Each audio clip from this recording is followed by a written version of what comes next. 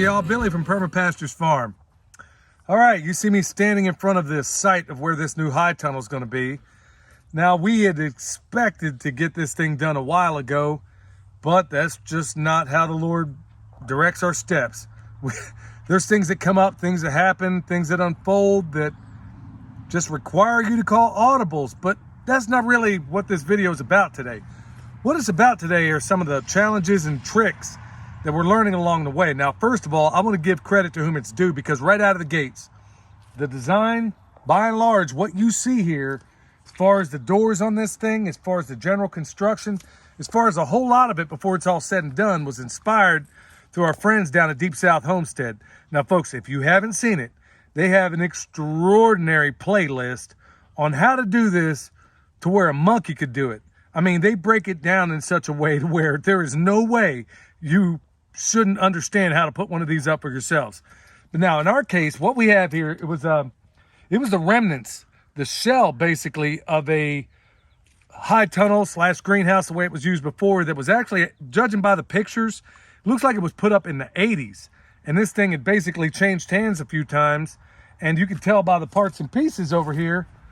I mean, this is exactly what it is. It's parts and pieces.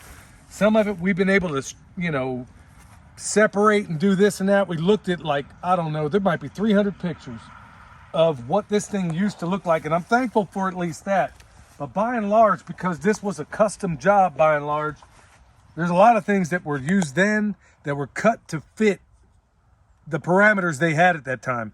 And that's what a lot of this was. These were basically pieces that basically joined one hoop to the next. By and large, they're not all the same length, so we've had to call audibles. And that's what we're going to talk about today. But we're basically going to show you some of the tips and some of the things that we're doing that maybe you can use if you're putting up a structure like this. Now, first of all, these timbers were all recycled, by and large, from either the barn or they were used from something else. So what we did, if you didn't see the last video, is we used a Japanese technique called shosugiban. And we basically scorched the outside of it, because a lot of this stuff wasn't pressure treated. It was heat treated. But either way, that technique has served the Japanese for for years and years and years. And it's a lot older than anybody's going to ever tell you about. Now, one of the other things we're going to do, and William covered it before in his last video, is this stuff is like trying to find bin Laden right now. You can't find it. At least we haven't been able to. But thank God, Justin from Metcalf Mills, who not only provided all this, or at least the parts and pieces of it, he basically gave us that as well. So that's essentially going to be, all the wooden surfaces are going to be covered in that linseed oil. Now let's just do it like MTV Cribs. Come on in here. This, folks, is not going to be a single door that this old greenhouse had. It had some old, just a single weatherproof doors and stuff. We're not using that. We're going to do it by and large exactly the same way Danny did down at Deep South, where we're going to have double doors. For the life of me, after having been in his greenhouse, or his high tunnel rather, I don't know why anybody would do it any other way at this point, especially if you're doing a custom job. So we got 2 4-foot doors that are going to open up on either end, as you can see. Now, one of the big problems we ran into by doing this is, like I said, this thing has probably been disassembled since the 80s. It was in parts and pieces. Justin found all he could. So there's a lot of this stuff that we're having to, I would almost say, invent as we go along. Now, I am thankful that by and large, these aluminum hoops, they fit together in the middle. At least I think we had all these little aluminum I-beams that go between all of them. But here's part of the structural support of this thing, is that when you see them like they are right now, they're about 25 feet long, and they're flimsy as all get out. And they don't tighten up. It's part of the design of this thing that as soon as you get them into that 20 feet, they're at 25 when they're relaxed. When you push them in, they're about 20 feet, but there is a ton of pressure on those. Well, this is what they're sitting on. So the problem I think we're going to run into, not now, but maybe 10 years from now, is that with the constant pressure, it might just push everything out. So to alleviate that, and this is the big thing of what we're going to cover today, it was basically something I got from the military from way back. Inside of every C-130 or whenever, before we'd jump out, they had what was called an anchor line cable that went through the front of the back of the aircraft. We'd hook onto it, we'd jump out of the aircraft, you know how it goes. and your chute deploys. Well, I could sit here and spend a lot of money, especially these days, on the cable that's really intended to hold these things in. But we came up with another way that I think is every bit as good, and it's basically using a lot of the concepts I know about rigging, about rope making, and all those things, where we can take something that wasn't really intended for this and twist it in such a way to make it happen. So what we came up with is this method where, let me kind of walk down here. It's got a little bit of tension on it. It's not really, really bad, but we got these turnbuckles in here. We've taken some galvanized utility wire. It's number 14 gauge, and we're going to show you how we go about doing this. But we're basically using straps to get it to 20 feet, and then using these to hold it here before we ever put up. Now, when we first started down here with this, I mean, believe me, y'all, this is harder than I can possibly explain, and I ain't about to go through it to demonstrate it. But we would have to hold them up here, you know, mark the distance we needed, which is 48 inches on center between these things. We'd have to hold them up here, try to find our spot, drill it, run the lag screws through there. It's a nightmare, but it's 10 times easier if I can go ahead and put this thing on the front end. Now, it's not all that tight. As you can see here, I can kind of wiggle it a little bit, but it's more than enough to bring that thing into 20 feet, make it 10 times easier for us to put up and make this thing go and make it sing a lot easier. Now, you can see one laid down right here. It's stretched out to about 25 feet, and it looks all, you can look at it and tell that it looks all flimsy. Well, we're going to tighten that thing up, and we're going to show you how we do that. But as far as all these tips go, folks, I mean, we're using recycled stuff. We're doing the best we can, and so far, I couldn't be more pleased with it. Now, I was telling you how they had those aluminum Z brackets that go in between each one. Now, the way it's showed in the old pictures, and like I said, these are old Polaroids, y'all, from way back, is that there was one situated about right here where you see them screws, one up near the top, and then the same thing on the other side. Those, by and large, ain't gonna work, so what's my solution? Well, inside here, I need lighting, right? So what we're gonna do, right down through the middle of this thing on each side, because I don't have enough of those to put everything in, but I think I can scrap up enough to put some about yay high or maybe yay high, whatever I decide. But why can't I use conduit, EMT, electrical metallic tubing on either side? I need lights anyway in here. So I can use that conduit to a certain extent. Now, conduit isn't meant to be used that way, but I could use that conduit to shore this thing up, even though it doesn't need it. And then when the conduit comes down, like over here, I'll make an offset and run it down this pole. It'll basically be all tied into here. And the same thing will happen on the other end. So that's still a work in progress. But by and large, y'all, when you're given parts and pieces to do something like this, you're going to have to call a few audibles, especially when there's no instructions. You just got to figure this thing out. There's no way I'm going to be given a high tunnel and not figure out a way to get this thing done, which is exactly what we did. And I feel like we're off and running getting that done. So with that said, we're going to go down here, and I'm going to show you how we basically set this thing up and how we make it a lot easier to assemble. I got my tape stretched out. I got my measuring tape stretched out to about 20 feet. Now, first thing I'm going to do is go ahead and try to get pretty darn close to it. And it's okay, because once I get somewhere around 20 feet, this strap, let's see here, I got a little bit off down there, but that ain't no big deal. I'll commence to getting a little, oops, let it slip a little bit.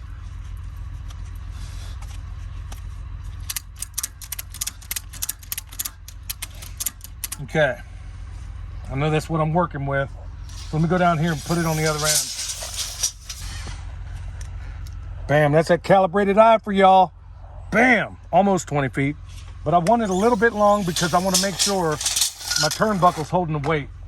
So with that said, I'm gonna drill some holes. I'm thinking about 53 inches up from the bottom.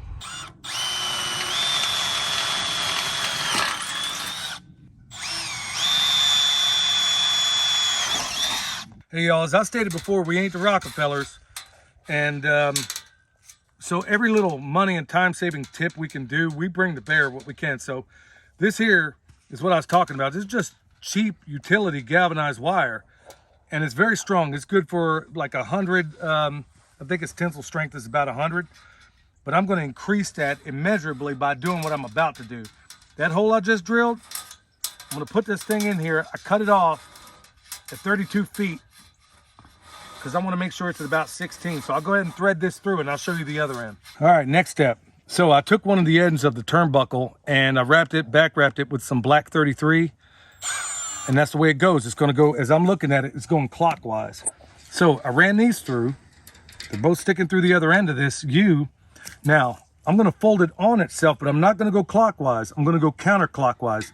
If you don't, when I do the next step, it'll undo all this. So I want this thing to be tight. I'm basically doing, when you make rope, if you ever done that sort of thing, it's kind of the same principle. But because we're using mechanical means, it's a little bit different. Okay, so I'm gonna go counterclockwise on this one too. And it's really this simple at this point. Like I said, you can use the same method with rope, and it also works with wire. Now I got two little hooks there. I'm gonna hook them both up and put a little tension on here, kind of hunker down a little bit, and then I'm gonna start running this thing.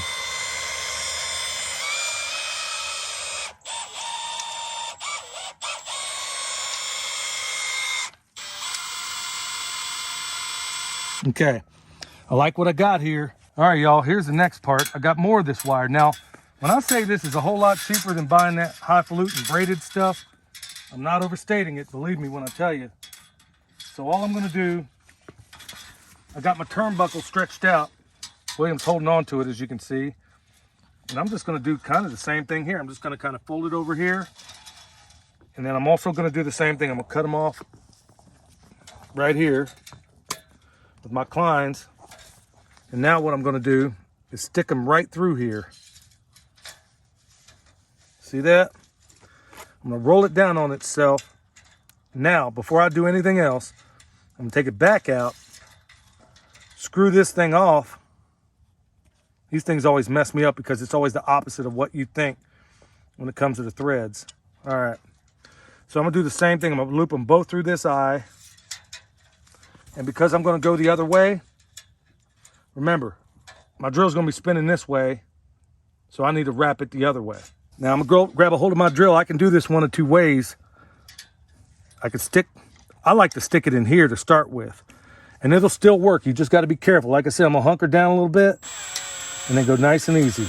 You ain't gotta go fast, just take your time. See that? I like where it's at. And I'm gonna put my clines to do the rest of it.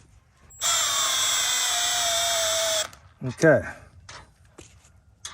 Grab a hold of it with my clines, come off of it, and then kind of ease it on out.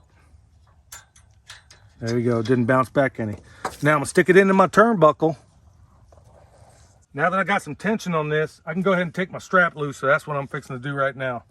So now that I feel like I got good enough tension on here, and I'm roughly at 20 feet, I wanna be dead on 20 feet, but this old strap, one of them times where using recycled stuff ain't so cool. Okay.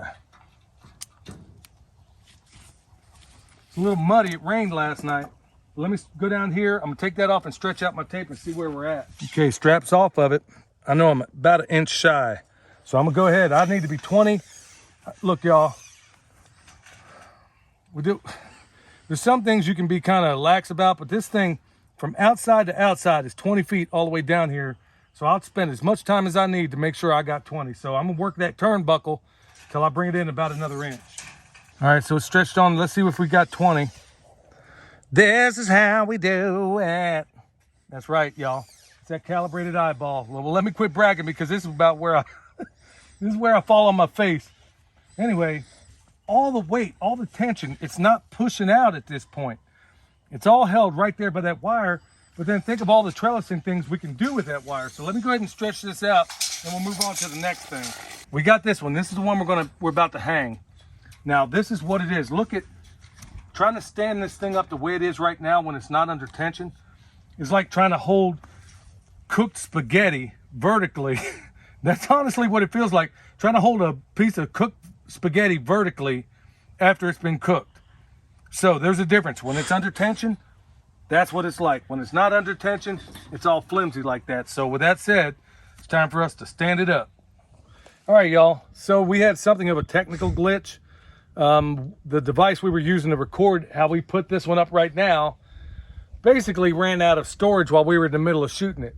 And y'all, look, I'm a farmer that just happens to be YouTubing. It ain't the other way around. So I ain't about to take this thing down so y'all can get a view of it. Just trust me. I was standing on this side. He was standing on that side.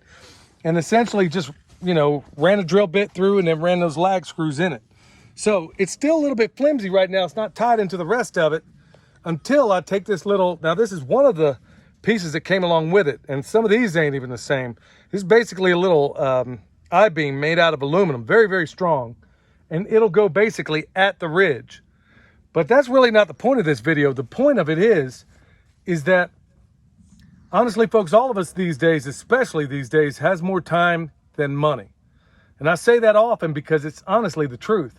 And little tricks like this, where instead of you buying that highfalutin cable that costs, I looked at it and it was insane. It would have cost me probably $500 to do this 48 by 20 high tunnel when we're all said and done. So look, I'm not about to spend money on that if I got other options to me. So I'm doing this video primarily to show you that, hey, things like this, does it look unsightly?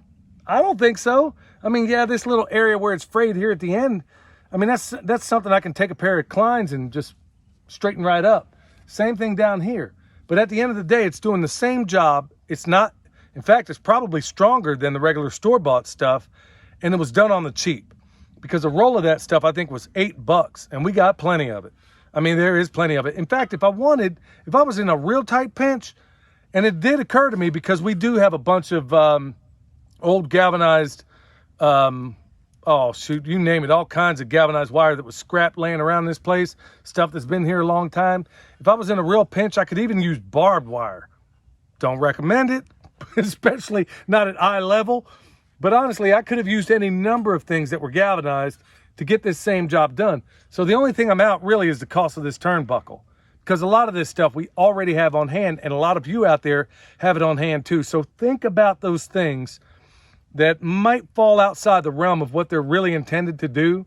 When you can do little nifty tricks like this and like that, all the way down there to save yourself time and money, and really money more than anything these days. So with that said, the only thing left to do really is take this, put it up on that ridge and drive on. We got some bolts for that. Folks, at the end of the day, this is not rocket science. We're not fusing DNA here. It's not that difficult. Just think outside the box, but be safe. And also seek the help. Just like I said in the beginning of this video, of people like Deep South Homestead. Watch their videos. There's so many things that maybe you don't build it exactly like that, like the way Danny does, who's an expert at this sort of thing. I'm a journeyman electrician who's a farmer. I'm not all the things he is in terms of a carpenter and all the other things under that one hat. So don't trust in your own wisdom when it comes to things that you don't know a whole lot about. I'm using the template and the design largely from Deep South Homestead. This stuff here is stuff that I'm repurposing from information I've learned long ago when it comes to rope building. It all works. It all comes together. Remember, if you need anything from us, bone saws, comfrey, consultations in some form or another, all kinds of things, y'all. Spoons, now that we have those at the website, go there, check them out. Also, check us out on Patreon, y'all. We put a lot of good information out over there. Till next time, this is Billy from Perma Pastures Farm, and we'll see y'all next time.